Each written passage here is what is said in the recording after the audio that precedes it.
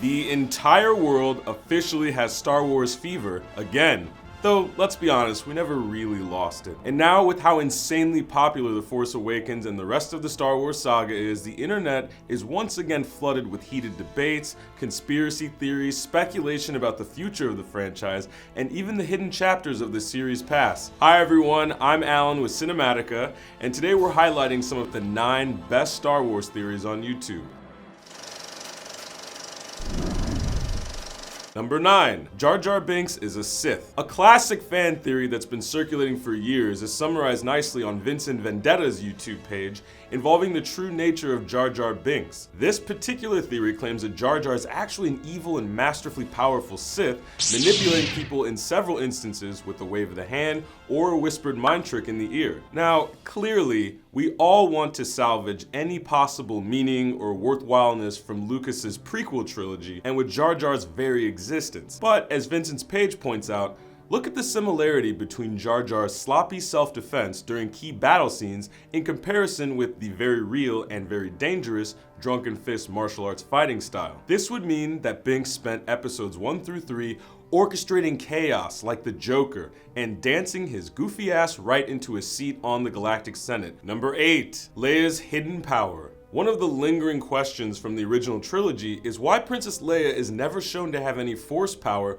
despite us finding out in Return of the Jedi that she is Luke's sister and has considerable power with the Force. Now, while we could chalk this up to good old-fashioned Hollywood sexism, other conspiracy theorists, such as YouTuber John Solo, think that Leia is in fact very powerful in the Force, albeit in a different, subtler way than Luke. Remember that scene in Return of the Jedi when Luke asks Leia what she remembers about her mother, and she claims that her mother died when she was very young, but that she remembers glimpses of her? That scene becomes questionable and confusing when you go back to Episode 3, Revenge of the Sith, when it's revealed that Queen Amidala in fact died directly after giving birth to Luke and Leia. So, how is it that Leia remembers her? The theory goes that Leia is practicing a phenomenon known as psychometry, where a person can tell an object's past, including feelings and different senses, just from touching it. This level of power makes Leia like the Jean Grey of the Star Wars galaxy, and it would explain how her power manifested, and maybe even how she didn't even need to ask Rey in Episode 7 how Han died. She just force felt it when they hugged. Number 7. Uncle Owen and Aunt Beru's true killers. In A New Hope, Luke rushes back to his desert home when he realizes his aunt and uncle might be in danger if the droids were tracked to their home. But sadly, as is scarred on all of our childhood memories,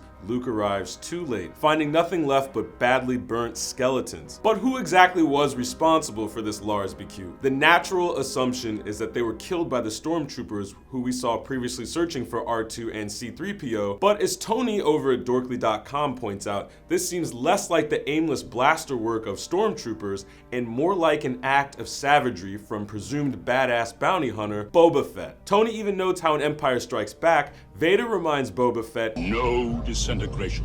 Coincidence? The theory doesn't explain just what motive Boba would have to kill the Lars. Luke hadn't even met Han Solo yet, and as far as we know, he was never tasked with finding R2-D2. But it's still fun to imagine that we got to see a glimpse of Boba Fett's handiwork, a full movie before we actually meet him. Number 6. The Jedi Are Evil. The Jedi are the purest group of good guys to ever grace the big screen. They're like monks with lethal fire blades resting on their hips. But as YouTubers like the SuperCarlinBrothers and Enforced Storm point out, it kinda depends on how you look at their actions. Obi-Wan lies to young impressionable Luke, filling his head with stories about how his former pupil turned enemy Anakin killed Luke's father and how Luke has to learn the ways of the Force to get revenge on Darth Vader. As we all know, this is a straight up lie, and it's pretty messed up to try to convince a kid that his real dad is not his real dad, but actually the man who killed his dad. And then throughout the series, the Jedi are guilty of forcing their totally unelected will on politics, obstructing votes, deposing leaders that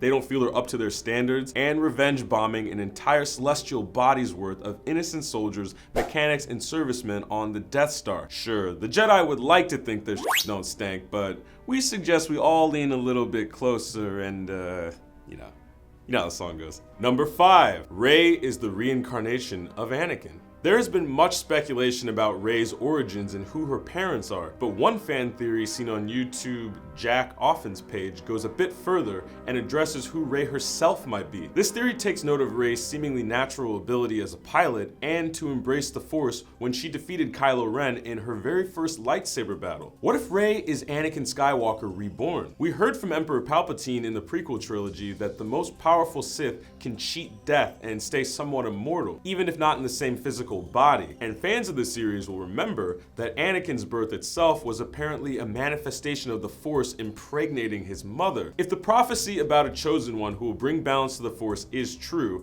and Anakin was meant to be that chosen one, we could argue that he has yet to bring true balance to the Force and that his story isn't over. After all, how do two Sith dying, the Emperor and Darth Vader at the end of Return of the Jedi, and two Jedi living, twins Luke and Leia, represent balance in any sort of way? It doesn't. This is one of those theories too crazy to be true until you realize it's totally reasonable. Number 4, Ewoks are savage creatures. They're the cutest and cuddliest creatures of the original Star Wars trilogy, but also one of the most divisive. The Ewoks' worth is hotly debated, but everybody agrees that they're basically the Star Wars galaxy equivalent of little puppy dogs. Ewoks might be a little bit more hellbeast than puppy. As explained on Cyborg Commander's channel, Return of the Jedi paints a picture of how the Ewoks fight and how they celebrate. The Ewoks fight viciously with Home Alone level defense strategy, and in the aftermath at the Battle of Endor, we see Ewoks playing the helmets of fallen Empire soldiers like they were bongos, yet we see no signs of POWs. This leaves us with the shocking conclusion that Ewoks in fact executed and possibly ate all those surrendering troopers. And don't forget, when the Ewoks first capture Han and Luke, they were only seconds away from cooking them alive, clothes and all,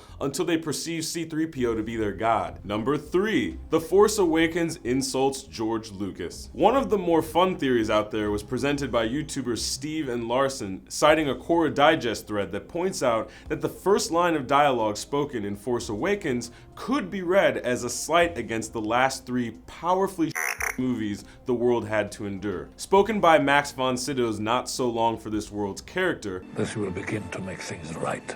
While some less nerdy might take that as just a straightforward line referring to Episode 7's MacGuffin, the portion of the map supposedly leading to Luke Skywalker's whereabouts, those of us still waiting for our handwritten apologies from George Lucas for Episodes 1, 2, and 3 might have to be satisfied with J.J. Abrams' possible slight at Lucas. Number 2, Han's wild coma dreams. Maybe one of the goofiest theories out there is brought to us by YouTube Star Wars fan Garth at My Theory, who states that not only did Han not die by his own son's hand in Force Awakens, but that Force Awakens, Return of the Jedi, and any other movies we've seen going forward never happened. Because in actuality, Han Solo was frozen in carbonite at the end of Empire, and the rest of the series going forward was just his dream. And why not? After all the adventures Han Solo had in his life, he has more than enough material to supply 30 years worth of dreams about the life he would have led. Well, maybe more like a nightmare, since in his dreams he gets old and slow and becomes estranged from Luke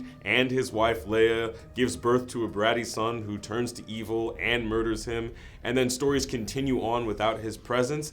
That's pretty messed up, Han. Number 1, Star Wars takes place in our galaxy. Now, despite being told at the beginning of literally every Star Wars movie that these movies take place in a galaxy far, far away, some Star Wars conspiracy theorists have said nay, nothing more than a red herring as far as they're concerned. YouTube channels such as TGN found evidence to support this contrary claim. In a crowd scene in the Galactic Senate in the prequel trilogy, a group of ambassadors can be seen briefly and look an awful lot like Steven Spielberg's beloved E.T. Just a cameo reference between friendly directors, right? Then explain how in Spielberg's Raiders of the Lost Ark, a couple of hieroglyph symbols can be spotted behind Indy that look a lot like R2-D2 and C-3PO. Plus, in E.T., we see a kid dressed as Yoda on Halloween, and E.T. immediately turns to him chanting, "Home, home." Obviously, E.T. recognized Yoda since they're from the same hood and thought he was his ticket back home. If a kid is dressed up as Yoda on Halloween, doesn't it mean that in E.T.'s reality, Star Wars is still a blockbuster movie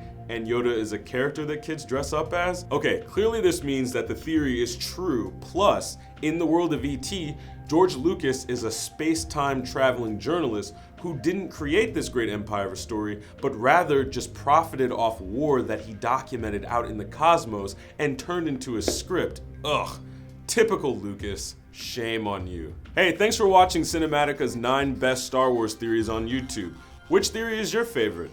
Have one we didn't mention? Let us know in the comments, and if you like this video, be sure to check out some of our other videos by clicking the annotations or the links in the description.